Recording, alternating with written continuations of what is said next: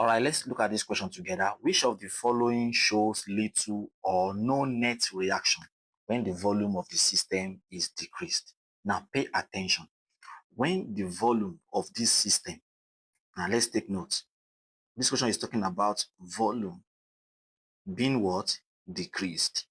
Now, when you want to understand this concept under chemical equilibrium, take note that we have some factors that affect reaction at equilibrium, and there are just three. We have temperature, we have concentration of the reactant and the products, and we also have number three, we have pressure. So these are the three external constraints that affect reaction at equilibrium. Now, if you look at this question, it's talking about volume, but volume is not part of the external constraints. So we are going to link one of them, which is pressure. We are going to link pressure with volume using Boyle's law. Now, if you remember that from Boyle's law is actually telling us how pressure varies with volume, right? So pressure, Boyle's law is saying that if pressure is increase pressure, what happens to volume? Volume is going to be what? Decreased.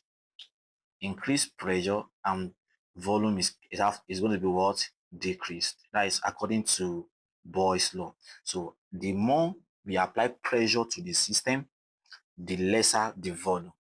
And the more we remove pressure, we decrease the pressure, then the volume is going to what? Increase. So here, one of the constraints I'm going to use is pressure.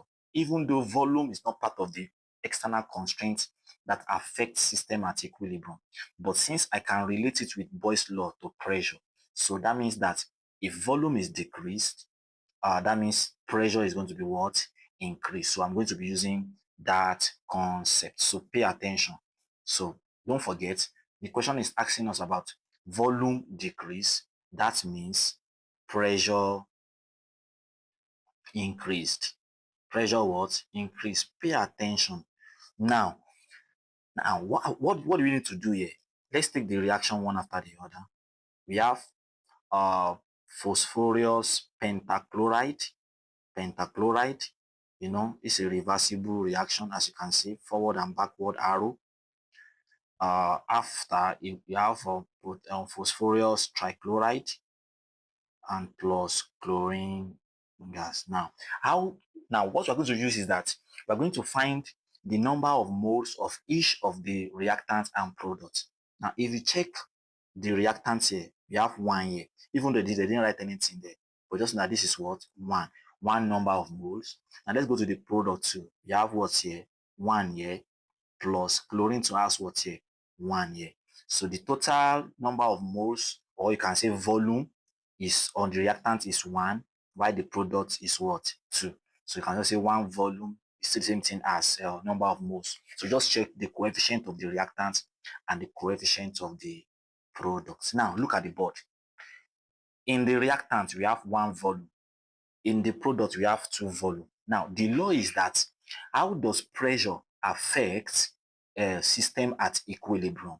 Now, if the pressure is increased, as this case is, if the pressure is increased, the equilibrium position is going to shift to the side that have the less volume. What did I say? Equilibrium position will shift to the side that have less volume or less number of mole. So here, the reactant is having 1 volume, that is 1 number of mole, while the product is having what? 2 volumes. 2 what? Volumes. So which side is having the less number of mole or the less volume? The reactant side. So in option A, this reaction, increase in pressure, which is the same thing as volume decrease here, is going to favor potassium and phosphorus pentachloride. But the question says we should look for the one that we have little or no effect on the reaction. All right, so increase in pressure we favor the side with the less volume or number of mole. So if you look at option D2, this one is option D. We have 2 here, we have 3 here. So that means that the increase in pressure, that is decrease in volume, is going to do what? Is going to favor the two this oxygen here. All right, let's go to option C. We have one volume here. We also have what here? We have 2 here. Sorry, we have 2 on the left hand side. We have 2 volumes here. We have 1 here. So a decrease in volume is going to favor the product. But if you look at option B, and that's where I want to explain now, option B.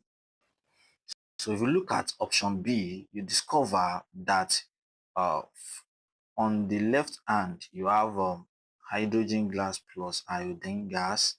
You see that their number of moles is what? 1 and 1. That is 1 plus 1. That's equals to 2. You have our reversible reaction and hydrogen hydride here. So we have this one is what here? 2 here. You see that the reactant is 2, the number of moles, and the product is also what? 2 here. Here now, because the number of moles of both reactant and product are the same, therefore, increase pressure or decreasing the pressure, or increasing the volume or decreasing the volume, it has no effect.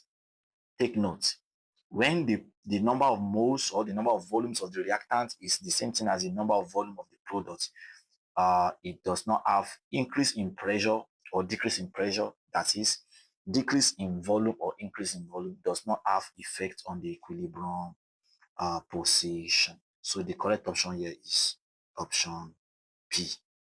Option B is the correct option. Thank you. Bye.